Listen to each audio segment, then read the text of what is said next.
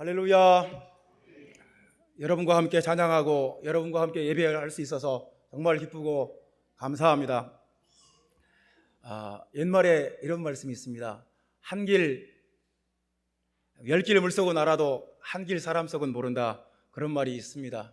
우리가 살면서 이 말을 몰라도 그냥 많이 느끼고 체험하는 말입니다. 그래, 사람은 사람 속은 몰라. 그렇습니다. 아무리 나한테 와서 좋은 말을 하고 천사 같은 말을 해도 그 사람 속에 뭐가 들어있는지 확실히 알기 전에는 어떤 경계를 늦출 수가 없어요. 인간관계가 그렇게 쉽지 않습니다. 사람 마음속에 무엇이 들어있는지 오랜 기간 동안 겪어보고 알고 난 다음에 신뢰가 쌓이고 마음이 열고 어떤 소통이 되고 교제가 되는 것입니다. 사람 마음속에 뭐가 들었느냐, 이게 참 중요한 거죠. 그 속에 그 사람을 지배하는 것이 무언가, 그 사람 마음을 무엇이 주관하고 있고 그 사람 마음속에 뭐가 가득 차 있는가, 이거 아는 거 정말 중요합니다. 사람은 잘 드러내지 않기 때문에 우리가 이제 그런 말을 이제 만들어내는 거죠. 열 길 물속은 알아도 한 길 사람 속은 모른다. 알다가도 모르겠다. 사람 마음 알다가도 모르겠다. 그렇습니다. 사람 마음속에 뭐가 들었는지 나도 내 마음을 잘 모를 때가 있어요. 이것이 우리 현실 아닙니까? 우리 마음은 세상에서 가장 치열한 전쟁터입니다. 격전지예요. 그냥 마귀도 이 세상도 내 육신도 내 마음을 주관하려고 하고 또 하나님의 성령도 내 마음을 주관하려고 하고 육신의 법과 성령의 법이 내 안에서 서로 싸웁니다. 무엇이 내 마음에 충만하고 무엇이 나를 주관하고 무엇이 나를 이렇게 다스리는가, 이게 우리 삶의 가장 중요한 문제 아니겠습니까? 우리가 얼마나 선한 일을 하고 내가 얼마나 매너 있고 예의 바르고 이런 사람인가 보다 더 중요한 게 내 속에 무엇이 가득 차 있는가, 내 속에 하나님의 영이 가득한가 아니면 세상의 영이 가득한가, 이게 더 중요한 문제 아니겠습니까? 여러분 안에 하나님의 말씀과 성령이 충만하게 되기를 주 예수님의 이름으로 축원합니다. 이제 오늘 본문의 말씀에 보면 제사장들과 성전 맡은 자와 사두개인들이 나옵니다.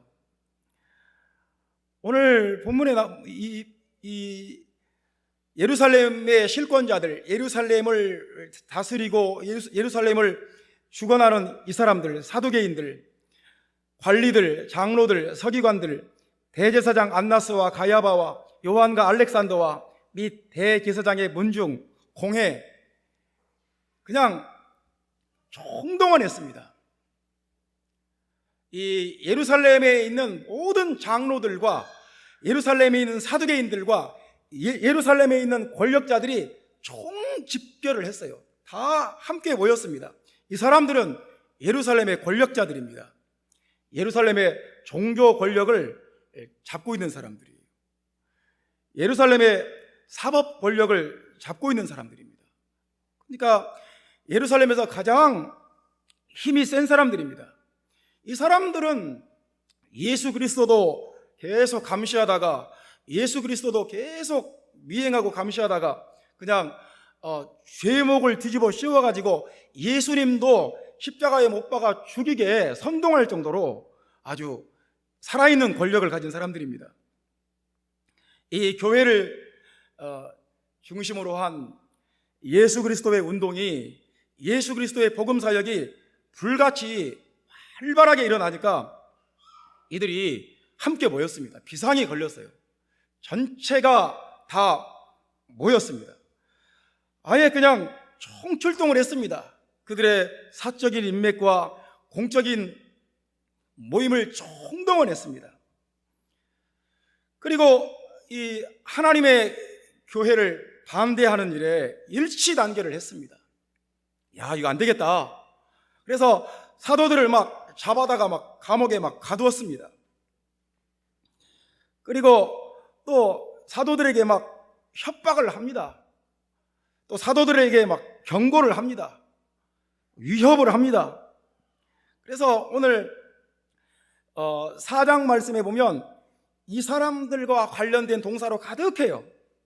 우리가 4절부터 21절까지 보면 이 사람들과 관련된 동사예요. 이 종교 권력자들, 이 사두개인들, 대제사장들, 서기관들과 장로들, 관리들, 이 사람들이 어떻게 했다 이런 동사들이 가득합니다. 싫어했고, 사도들을 잡았고, 사도들을 감옥에 가둬버렸고, 또 대책을 세우기 위해서 모였고, 또 이 대제사장의 인맥들이 다 그 모임에 참여했고, 사도들을 또 신문을 했고, 의논을 하고, 경고를 하고, 또다시 위협하고, 이렇게 하는 것만이 자신들의 권력과 기득권을 유지하고 그 자신들이 사는 방법이라고 생각했던 것 같습니다.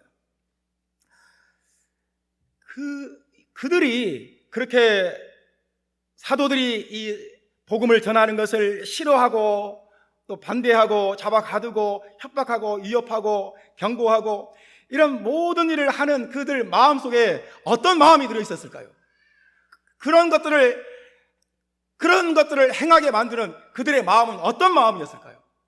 도대체 그들 속에 뭐가 들어있었기에 이런 행동을, 그런 모임을, 그런 의도를, 그런 계획들을 갖게 만들었을까요? 그들은 일치단결했고 다양한 방법으로 이렇게 사도들을 압박해보자, 이렇게 이 모임을 막아보자, 이렇게 이 운동을 저지시켜보자, 다양한 계획들을 막 세웠습니다. 여러분, 그들 마음속에 도대체 뭐가 있었을까요? 그들 마음속에 있었던 것은 이기심이고, 그들 마음속에 있었던 것은 어떤 자신들의 기득권을 지키고자 하는 마음이고, 그들 마음속에 있는 것은 인간의 욕심이고, 우리가 이런 것들에 대해서 충분히 이해할 수 있습니다. 그럴 수 있겠다. 우리는 이런 세상 속에 살고 있기 때문에 이런 상황에 대해서 이해하는 것이 전혀 어렵지 않습니다. 그럴 수 있겠다. 우리는 회사에 가도 이런 이 사도행전 4장에 나오는 이런 상황들을 시간적인 배경과 공간적인 배경과 등장인물만 다르지 회사에서도 이런 것들을, 이런 모습들을 쉽게 볼 수 있고 어디서든지 우리가 살면서 이런 상황들을 쉽게 볼 수 있기 때문에 충분히 이해할 수 있습니다. 다만 우리가 관심 가져야 되는 것은 도대체 이 사람들의 속에 뭐가 들어있길래, 도대체 무엇이 이들로 하여금 이렇게 이제 막 시작되는 교회를, 하나님께서 교회를 통해서 복음을 전하고 하나님 나라를 세상에 세워 나가시는데 도대체 그 사람들 마음속에 뭐가 들어있길래 이렇게 이들이 하나님의 역사를, 하나님의 교회를, 하나님의 복음을 가로막는데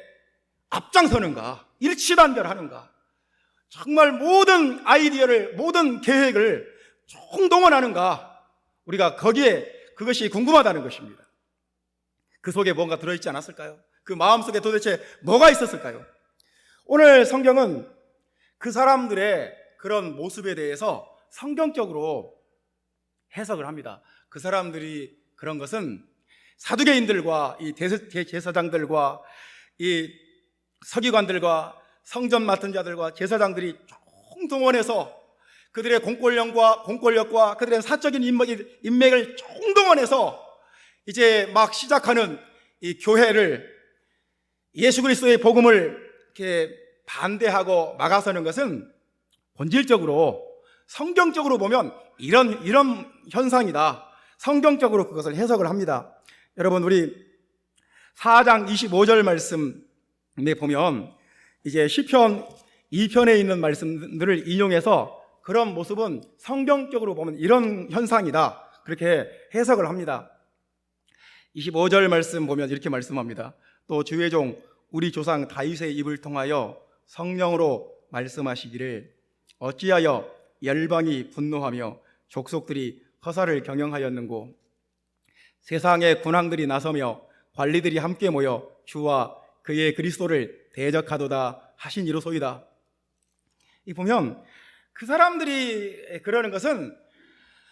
성경적으로 보면 열방이 분노하는 것이다. 그리고 족속들이 허사를 경영하는 것이다. 그들의 그런 모습들은 성경적으로 보면 세상의 군왕들이 나서고 관리들이 함께 모여서 주님과 그의 그리스도를 대적하는 것이다. 다시 말하면 하나님이 이제 세상의 교회를 시작하시고 예수 그리스도의 복음을 전파하기 시작했는데, 분노하는 열방들, 허사를 경영하는 족속들, 그리고 나서서 지금 하나님을 대적하는 것이다. 하나님을 반대하는 것이다. 하나님을 대적하고 반대하는 것이다. 어떻게 만왕의 왕이신 하나님을 대적하고 그들이 자신들의 경영과 자신들의 분노가 자신들의 그 의도가 성취될 수 있겠느냐? 말도 안 된다. 지금 하나님하고 맞서는 것이다. 그들의 마음속에 있는 그 어떤 생각들이 그들로 하여금 천지 만물을 창조하시고 인간의 생사화복을 주관하시는 하나님을 대적하게, 왕이신 하나님을 대적하게 만들었다는 것입니다. 여러분, 인간의 마음속에 뭐가 들어있는가는 참 중요합니다. 인간의 마음속에 뭐가 들어있으면 그 마음은 하나님을 대적하게 만들어버려요. 분노하게 만들고 허사를 경영하게 만들고 주님을 대적하게 만들고, 주님을 대적해서 얻을 게 뭐가 있겠습니까? 주님과 대적해서 어떤 승산이 있겠습니까? 말도 안 되는 거죠. 근데 사람 마음속에 뭐가 들어있느냐가 정말 우리 삶의 가장 근본적인 문제라는 거예요. 여러분, 그렇게 생각하지 않습니까? 우리 마음속에 뭐가 들어있는가? 그래서 본문의 말씀은 사람을 구분을 합니다. 하나님을 대적하면서 자신의 뜻과 자신의 목적을 이루려는 사람과 하나님의 뜻을 이루고 하나님의 주권과 통치를 이루어 나가는 사람, 이렇게 사람을 두 가지로 구분을 해서 말씀을 합니다. 하여튼 사람은 자신의 이익과 자신의 기득권을 지키려고 혈안이 된 사람이 있고, 그 반대편에 있는 사람이 있는 것입니다. 여러분, 사람의 그 마음속에 정말 이게 중요한 문제입니다. 나는 지금 어디에 있는가? 하나님을 대적하며 허사를 경영하고 있는가? 아니면 성령과 함께 하나님의 나라를 세워가고 있는가? 이 정말 우리 삶의 가장 중요한 문제입니다. 내가 지금 서 있는 자리가 어딘가?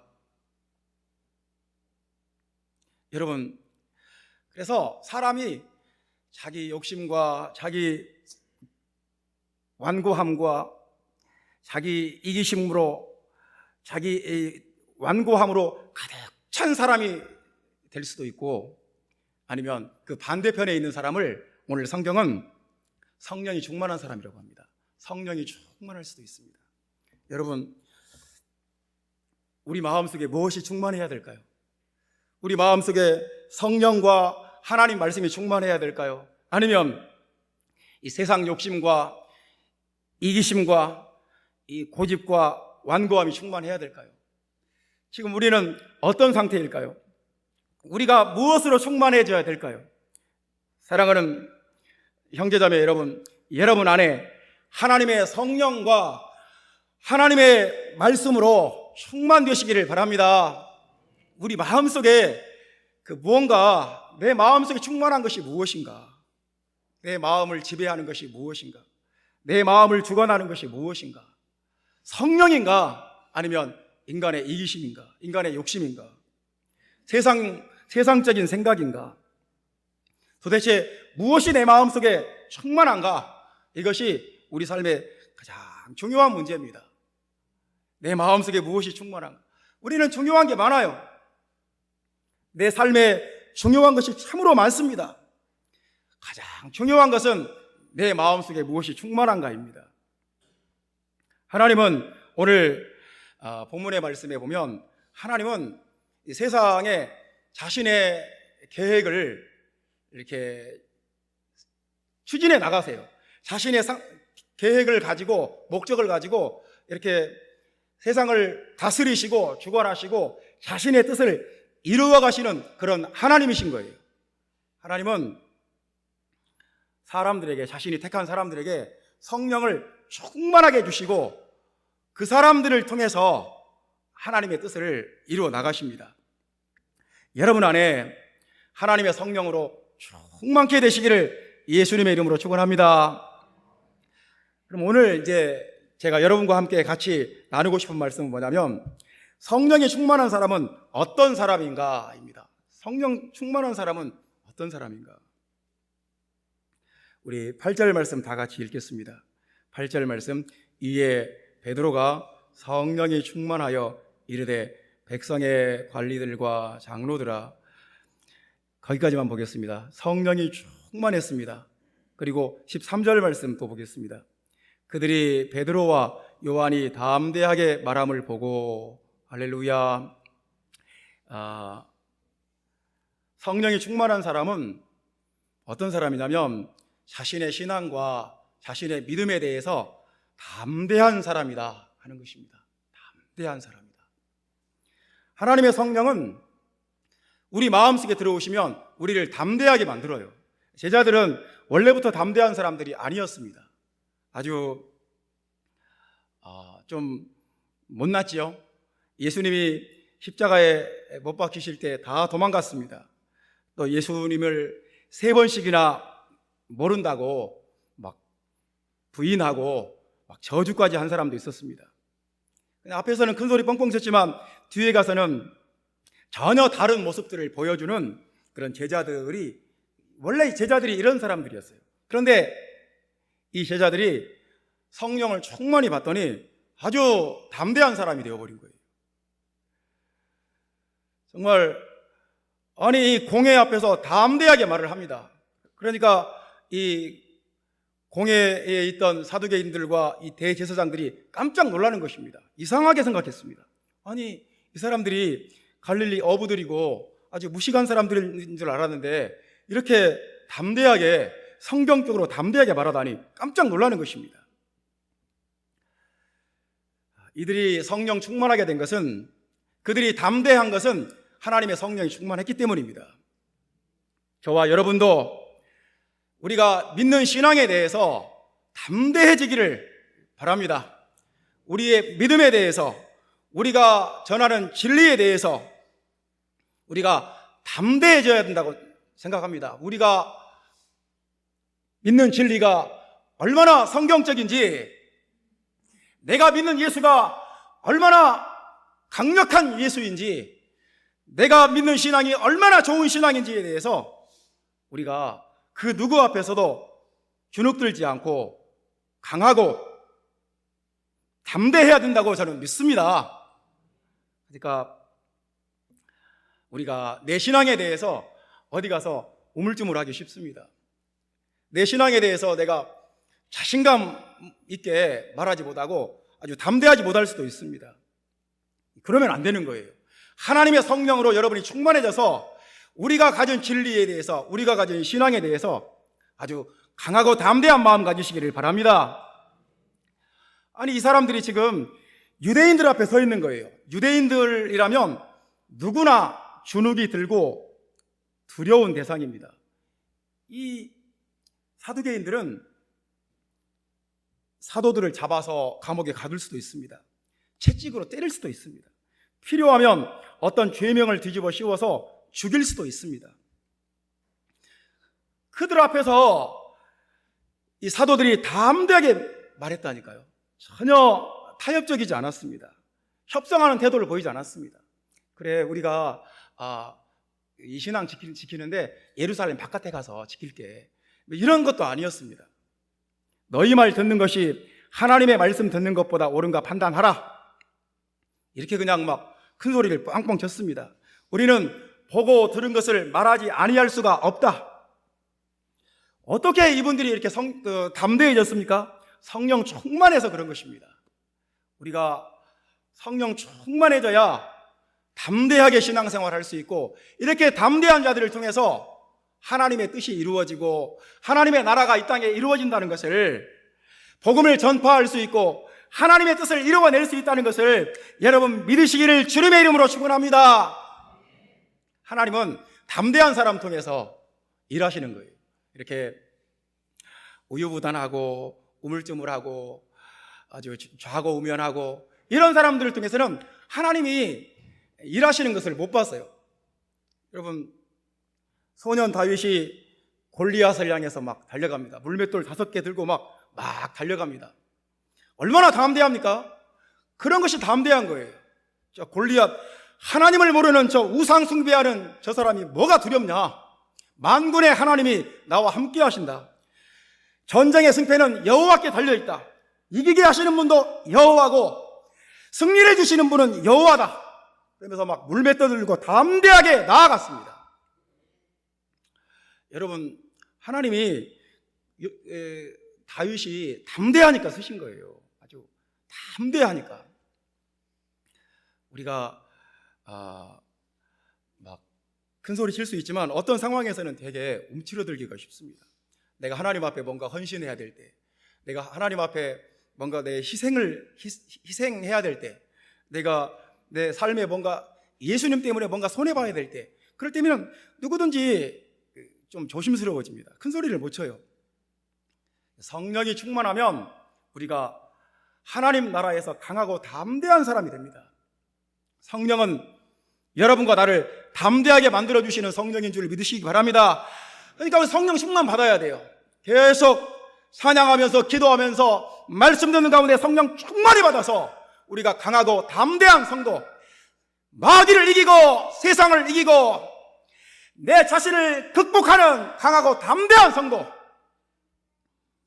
그런 하나님의 백성들 되시기 바랍니다. 에스더도 얼마나 담대합니까? 죽으면 죽으리이다. 그냥 페르시아 황제 앞에 왕후도 그냥 자기 임의로 나아갈 수가 없어요. 왕이 불렀을 때 나가야지. 이 전 대제국을 다스리는 황제에게 이 왕후도 마음대로 나갈 수 없습니다. 하지만 자기 민족을 구원하기 위해서 죽으면 죽으리이다. 죽음을 각오하고 나가는 거예요. 얼마나 담대하고 얼마나 멋있습니까? 사랑하는 성도 여러분, 여러분 안에 성령으로 말미암아 강하고 담대함이 있기를 주님의 이름으로 축원합니다. 나는 주님을 위해서, 내 진리를 위해서, 내 신앙을 위해서 내 목숨도 아깝지 않다. 우리가 세상을 살 때 아주 담대하게 멋있게 이렇게 살 수도 있고, 아주 좀스럽고 아주 그냥 아주 정말 못난 모습으로 하나님 앞에서 정말 비굴하고 그렇게 살 수도 있습니다. 하나님은 우리가 강하고 담대하기를 원하시는 거예요. 어떤 악조건 속에서도 뒤로 물러서지 않고 예수 이름 붙잡고 강하고 담대하게 나아가는 하나님의 성도가 되기를 원하신다는 것입니다. 어떤 세상에 어떤 방해가 있고 마귀가 역사를 하고 그 어떤 것들이 방해를 해도 그런 것들에 굴하지 않고 강하고 담대하게 하나님의 뜻을 이루어 나가는, 여호수아가 가나안 땅을 정복한 것처럼 여러분도 주님과 함께 강하고 담대하게 나아가는 하나님의 백성들, 하나님의 성도들 되시기를 주님의 이름으로 축원합니다. 이들이 성령 충만했기 때문에 강하고 담대한 것입니다. 그들이 인간의 생각으로 가득 차 있었다면 아마 비굴하고 굉장히 계산적인 사람이 되었을 것입니다. 이 담대함에 필요 충분 조건이 있어요. 그러니까 우리가 성령 충만하면 담대합니다. 한 가지 더 있습니다. 우리가 담대한 사람이 되려면 한 가지가 더 있는데, 진리에 대한 확신입니다. 사도들이 이 사두개인들 앞에서, 공회 앞에서 말한 것을 보면 계속 진리를 말하는 거예요. 너희가 십자가에 못 박은 이 나사렛 예수 그리스도는 죽은 자 가운데서 살아나셨다는 것입니다. 내가 그 죽은 자 가운데서 살아나신 예수 그리스도를 내 눈으로 봤다는 것입니다. 내 손으로 만졌다는 거예요. 내가 그분의 말을 들었다는 것입니다. 내가 생선을 구워 드렸더니 한 토막을 잡수시는 것을 내가 봤다는 것입니다.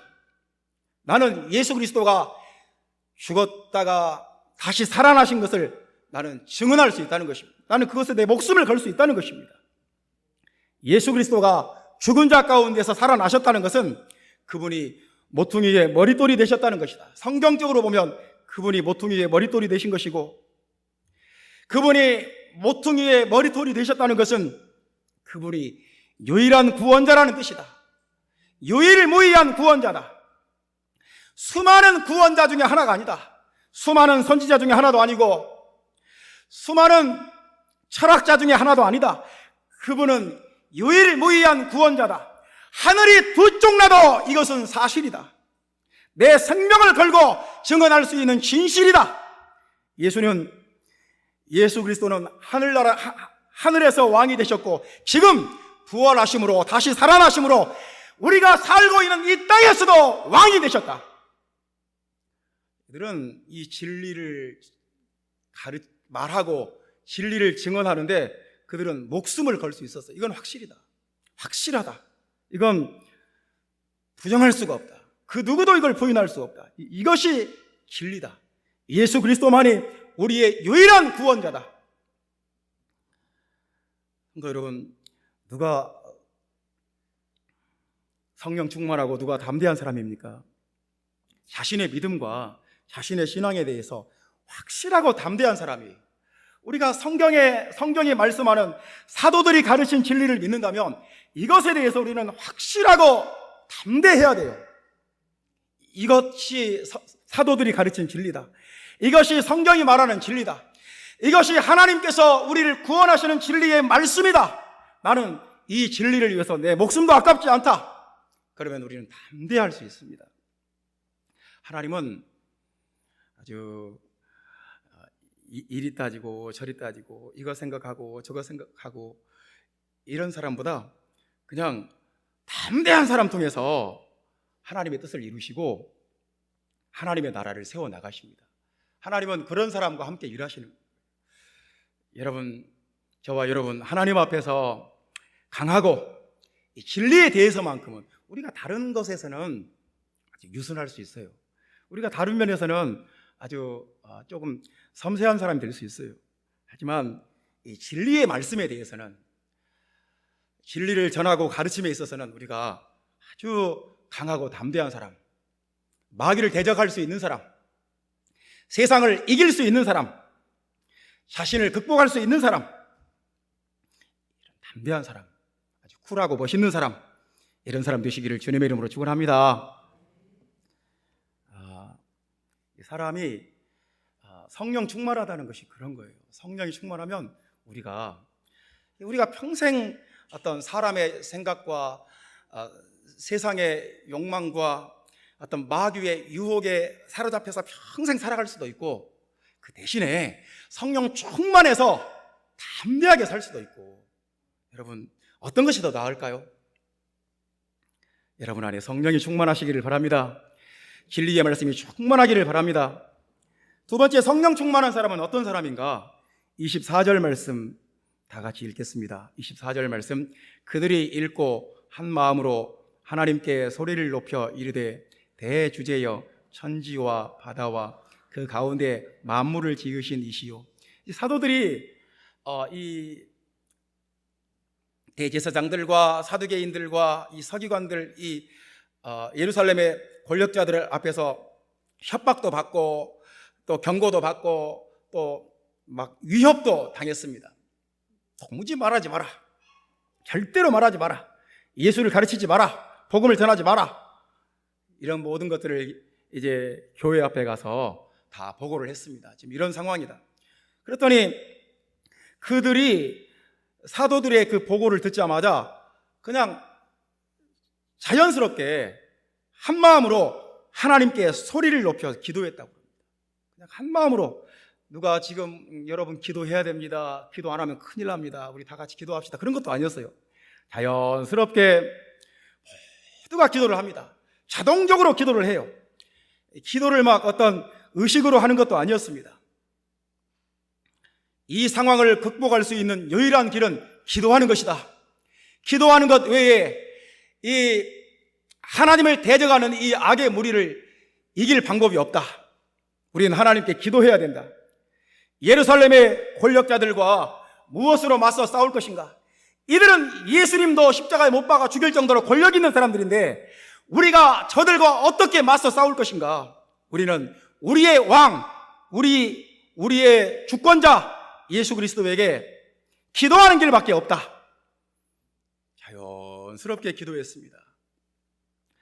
하늘에 계신 하나님께 기도했습니다. 그리고 이 하늘에 계신 하나님이 이 땅에서도 왕이 되시게, 하나님의 주권이 이 땅에서도 나타나도록, 하나님의 주권이 하늘에서 나타난 것처럼 땅에서도 하나님의 주권이, 하나님의 왕되심이 나타나시도록 기도합니다. 굽어보시옵시고, 이 상황을 굽어보시옵시고. 여러분, 성령 충만한 사람은 기도하는 사람입니다. 성령이 충만하면 누가 기도하지 말라고 해도 기도를 해요. 성령이 충만하면 기도를 안 할 수가 없어요. 성령이 충만하면 기도하는 것이 즐거워져요. 성령이 충만하면 기도하는 것이 좋아요. 여러분, 기도하시기 바랍니다. 한 마음으로 하나님께 소리를 높였습니다. 기도할 때 모든 성도들과 한 마음이 될 때 기도가 됩니다. 제가 신태인에 있을 때 어떤 기도원을 한번 갔어요. 그때 여러분도 아실지 모르겠지만 할렐루야 기도원이 아주 전국적으로 막 난리가 났습니다. 무슨 포천에서 무슨 뭐 생수를 막 떠다가 전국적으로 막 퍼나르고, 김계화라는 그 사람이 원장으로 있는, 아마 막 사람 병도 났고 막 난리가 났어요. 금식 기도하려고 한 3일 금식해야 되겠다. 그 기도원을 찾아갔습니다. 근데 가서 보니까 그분들 막 열심히 기도하고 막 찬양도 뜨겁게 하고 그러는데 마음이 전혀 열리질 않는 거예요. 이상하게 그분들과 나와 어떤 신앙 고백이 달라서 그런지 마음이 전혀 안 열립니다. 기도가 안 돼요.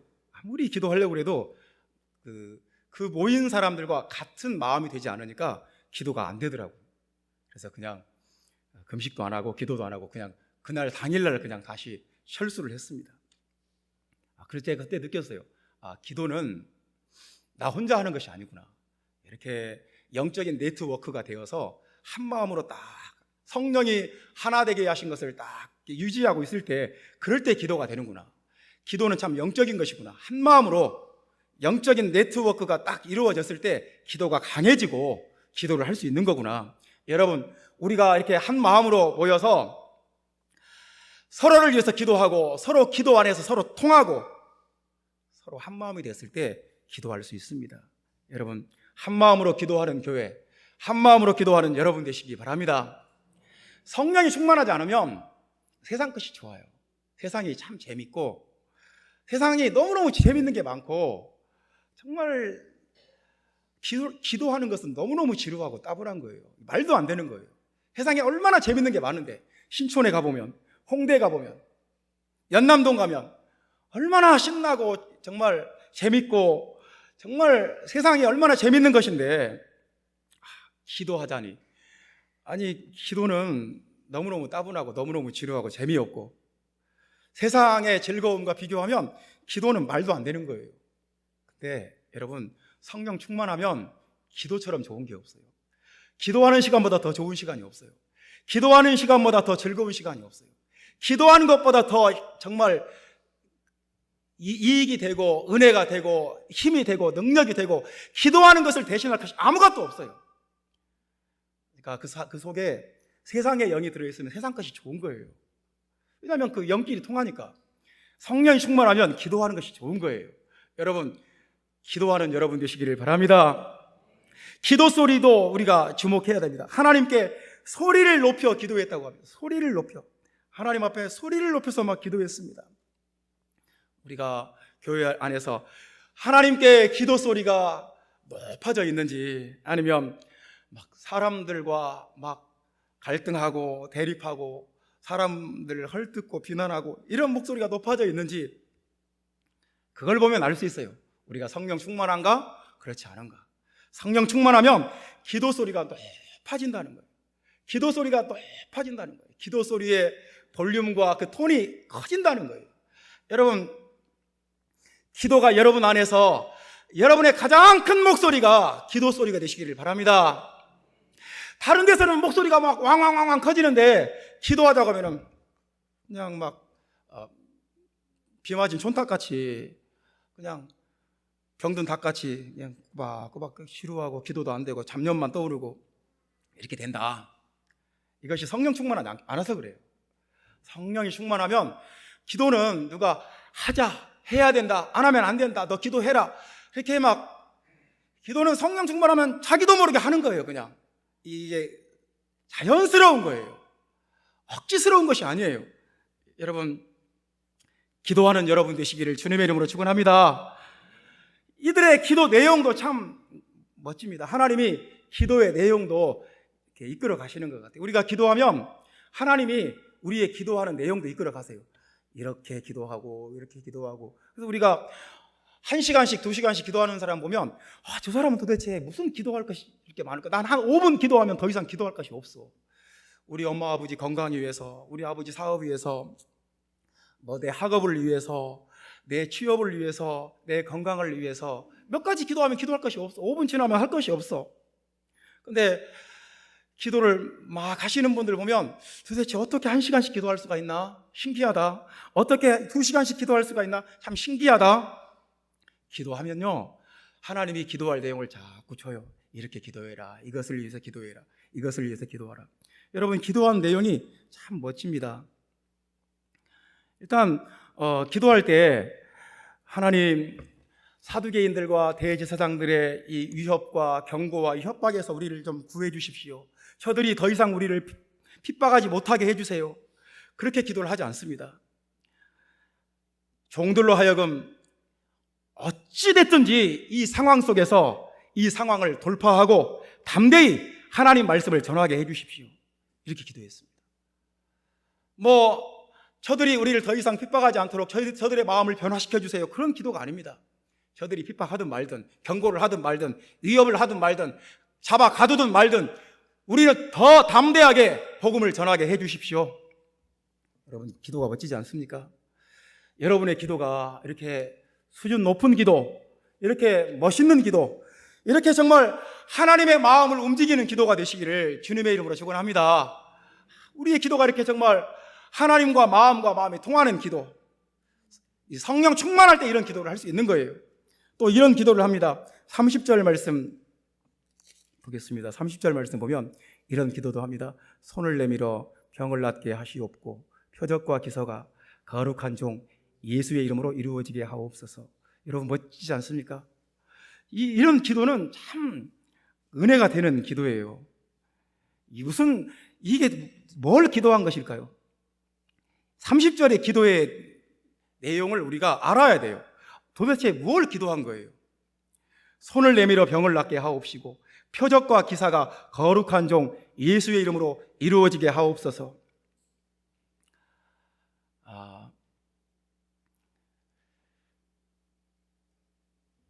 예수 그리스도가 진정한 왕이신 것을 표적과 기사를 통해 확인시켜 주십시오. 그 기도입니다. 예수 그리스도가 진짜 왕인 것을, 로마 황제도 왕이 아니고 이 대제사장도 주권자가 아니고 진짜 주권자, 진짜 왕은 예수 그리스도인 것을 예수 그리스도의 이름으로 병고침과 표적과 기사를 통해서 객관적으로 좀 보여주십시오. 세상 모든 사람들이, 천하에 있는 모든 사람들이, 이 세상 만방이 예수 그리스도가 유일하신 하나님이시고 진짜 왕인 것을 증거해 주십시오. 확인시켜 주십시오. 보여주십시오. 증거해 주십시오. 저 사람들은 예수 그리스도가 진짜 왕인 것을 몰라서 저러는 것입니다. 그것을 좀 보여주십시오. 이런 기도를 했습니다. 여러분, 우리의 기도가 이런 기도가 되어야 하지 않을까요? 예수님이 진짜 왕인 것을 나타내 보여주십시오.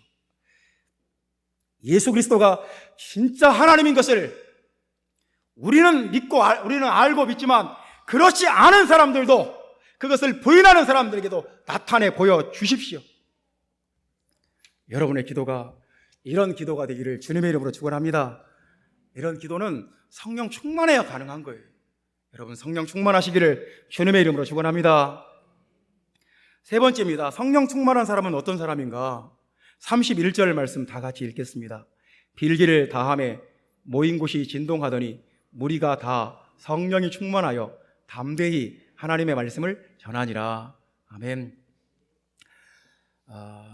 하나님은 이 세상에 하나님의 나라를 세워 나가세요. 자꾸 하나님의 나라를 세워 나가시는데 하나님의 방법은 복음 전파예요. 복음을 가르치고 복음을 전파하고 복음을 가르치고 전파하고 그러면 마귀가 물러가고 하나님의 나라가 세워져요. 할렐루야. 하나님은 군사력으로 세상을 정복하지 않았습니다. 로마 황제는 로마의 강력한 군사력으로 전 세계를 이렇게 지배해 나갔습니다. 자꾸 이렇게 정복하고 무엇으로 정복했겠습니까? 군사력으로 하는 거죠. 유대인들도 그런 메시아를 원했습니다. 아주 메시아가 오셔서 로마와 강력하게 싸워서 로마를 물리쳐버리고 이 이스라엘이 유대인들의 나라가 전 세계를 하나님의 말씀으로 다스리는 그런 세상, 그런 메시아를 그들도 원했습니다. 그런데 하나님의 방법은 복음 전파예요. 복음 전파를 통해서 하나님의 나라를 세워 나가겠다는 거예요. 그래서 복음 전도는 궁극적인 일입니다. 최종적인 일이에요. 영적 전쟁에서 승리하는 길이고 하나님의 영광을 보는 것이고 세상에서 하나님이 가장 기뻐하시는 일이고 하나님께 가장 큰 상을 받는 일입니다. 복음 전파하면 하나님이 가장 원하시는 일이고 하나님이 가장 기뻐하시는 일이에요. 여러분 그렇게 믿으시면 아멘 합시다. 복음 전도, 이것보다 더 귀한 일이 없어요. 성도 여러분, 복음 전도에 우리 관심 갖고 복음 전도 담대하게 복음 전하는데 모두 다 힘을 다합시다. 온 교회가 복음 전도를 위해서 집중합시다. 마귀가 제일 싫어하는 일이 뭐겠습니까? 마귀가 제일 싫어하는 일, 마귀가 제일 두려워하는 일. 오늘 4장 2절 말씀 보면 예수 안에 죽은 자의 부활이 있다고 백성을 가르치고 전함을 싫어하여 그랬습니다. 마귀는 싫어해요. 복음 전하고 가르치는 거 정말 싫어합니다. 마귀가 제일 두려워합니다. 그래서 17절 말씀 보면 막 위협하여 이후에는 이 이름으로 아무에게도 말하지 말게 하자. 아무에게도 이 복음을 못 가르치게 하자. 위협을 합니다. 그리고 19절 말씀 보면 그들을 경고하여 도무지 예수의 이름으로 말하지도 말고 가르치지도 말라. 아무것도 하지 마라. 마귀는 정말 복음 가르치는 거 제일 싫어해요. 반대로 하나님은 제일 기뻐하시는 것이 복음 전도예요. 하나님이 우리에게 가장 원하시는 것이 복음 전도하는 거예요. 복음 전도하는 은혜가 여러분 안에 있기를 주님의 이름으로 축원합니다. 그러니까 복음 전도 하려면 우리의 이 생각과 우리의 관심이 한번 확 바뀌어야 됩니다.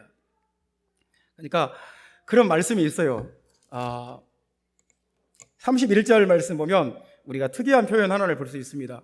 빌기를 다함에 모인 곳이 진동하더니 진동한다는 말이 막 흔들린다는 말입니다. 진동한다, 흔들린다. 그러니까 우리 아이들이 한 학교 갈 때쯤 되면 이제 막 이가 흔들립니다. 이가 흔들려요. 그래서 헌 이가 빠지고 새 이가 나와요. 이가 막 흔들립니다. 그런 것처럼 하나님의 성령이 역사하면 우리 이 속에 뭔가 흔들려요. 우리가 그동안에 굳게 붙잡고 있었던 우리의 고정관념이나 우리의 편견과 우리의 이기심, 나를 지탱하고 있었던 어떤 생각들이 막 흔들려요. 내 가치관들이 막 흔들려요. 내가 중요하게 생각하는 것들이 막 흔들려요. 이게 전부가 아니에요. 그게 쏙 빠집니다. 그리고 새로운 마음이 생겨요. 복음 전도가 이렇게 중요한 것이구나. 찬양하는 것이 이렇게 중요한 것이구나. 교회 가서 기도하는 것이 이렇게 귀한 것이구나. 흔들려요. 우리의 옛 사람들이, 옛 생각들이 흔들리고 톡 빠집니다. 그리고 새로운 마음과 새로운 생각이 그 속에 주어집니다. 세상에서 가장 귀한 것은 복음 전도하는 것이구나. 세상에서 내가 목숨 걸고 해야 될 일은 복음 전도하는 것이구나. 진동한다니까요. 흔들려 버려요. 태풍이 오면 바다가 한번 뒤집어진다고 합니다. 그래서 강력한 태풍이 오면 바닷가에서 물고기 잡는 어부들은 참 좋아한다고 합니다. 바다가 한번 확 뒤집히면서 고기가 많이 잡힌대요. 마찬가지입니다. 우리 하나님의 성령의 태풍이 한번 불어오면 우리 속을 한번 확 뒤집어 버립니다. 우리가 기존에 갖고 있었던 우리의 생각들, 우리의 가치관들, 우리가 중요하게 생각하는 것들 다 뒤집어 버립니다. 세상에서 가장 중요한 것은 복음 전도하는 것이구나. 하나님의 성령이 여러분 안에 임하셔서 하나님의 성령 충만함으로 여러분의 마음이 진동하시기를 바랍니다. 여러분의 마음이 진동하고 여러분의 입술이 진동하고 여러분의 혀가 진동하고, 그래서 여러분, 우리가 자신의 이기심과 자신의 욕심과 세상적인 것들로 충만해져서 한평생 살다가 죽을 수도 있고, 아니면 성령 충만해서 담대하고 기도하면서 복음 전도하면서 하나님의 나라를 세우고 하나님의 주권을 이루어가면서 하나님의 영광을 보는 그런 삶을 살 수도 있는 것입니다. 여러분, 성령 충만하시기를 예수 그리스도 이름으로 축원합니다. 기도하겠습니다.